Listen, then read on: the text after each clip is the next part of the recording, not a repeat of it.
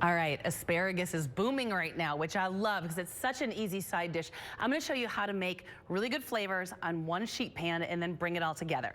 So the first thing we're going to do, the asparagus. Now what I like to do when you trim an asparagus is just bend it, and then wherever it snaps on its own, that's telling you, save this for Sarah's deer. So throw those to the side.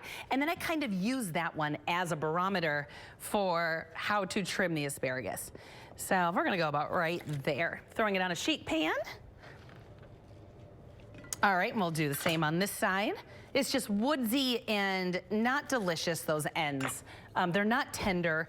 And what I love right now with spring asparagus, they're all different sizes. I tend to gravitate towards the skinny ones. I think they're sweeter and have more flavor than the huge fibrous ones. But everybody, Sarah kind of looked at me crazy when I said that. I think she likes the big fat ones, right? Yeah. You like the big daddies. So you get whatever you like. So I'm gonna spread these out, drizzle them with a little of our stock market oil. And I'm gonna kind of lay them out flat. And I'm gonna go ahead and season those up with some salt and pep. I love roasting vegetables. I love roasting spring vegetables. They're caramelized, they all cook at the same time. They're out of your way. So that way if you're making fish on the stove, it's doing its job in the oven, you don't have to keep an eye on it. And then now I'm gonna add 2 pieces of prosciutto. Prosciutto comes, you know, in a flat package, and they're usually separated like this. So if you can, and it doesn't always come apart easily, especially when it's been sitting out for a minute, but if you can, you're gonna wanna go ahead, try and get that in one piece onto your sheet pan. And then the third thing you're gonna wanna do is have some slivered almonds on the side, but we're not gonna put those on yet. Those burn too fast.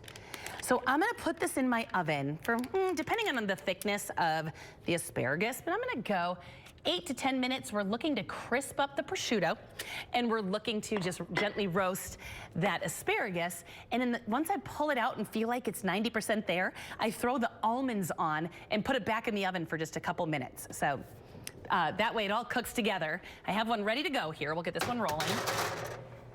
Let's grab this one out.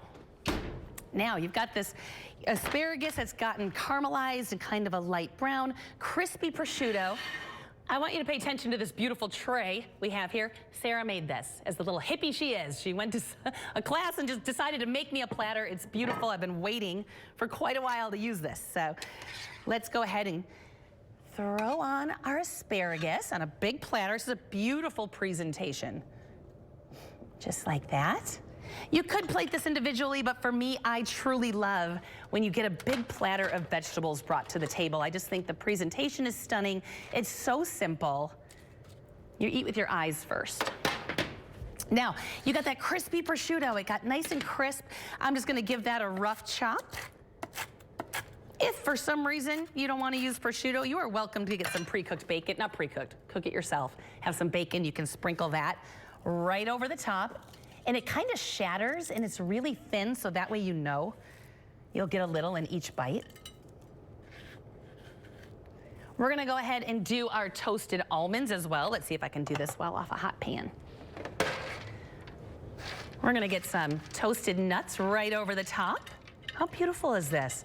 And then finally, to finish this dish off, 2 things. We've got a beautiful, I'm not wasting any of this prosciutto scraps. We've got a beautiful balsamic from the stock market. So I'm gonna do a little drizzle. Just a little goes a long way. A little drizzle of balsamic over the top to add that brightness. But now I wanna add a little creaminess as well. We've got this it's all about the sponsors today because I'm using their stuff. This feta cheese from Simon's Specialty Cheese is delicious. So it's salty and creamy. It holds up to recipes like this. So I just get a big chunk and I just scatter it over the top. It's salty, it's creamy, it's bright and vinegary from that vinegar. It's crunchy with the nuts, and then you got that, you know, beautiful prosciutto over the top that's gonna add that salty crunch as well. For me, that is a gorgeous, simple, but so completely delicious spring dish that you just have to try.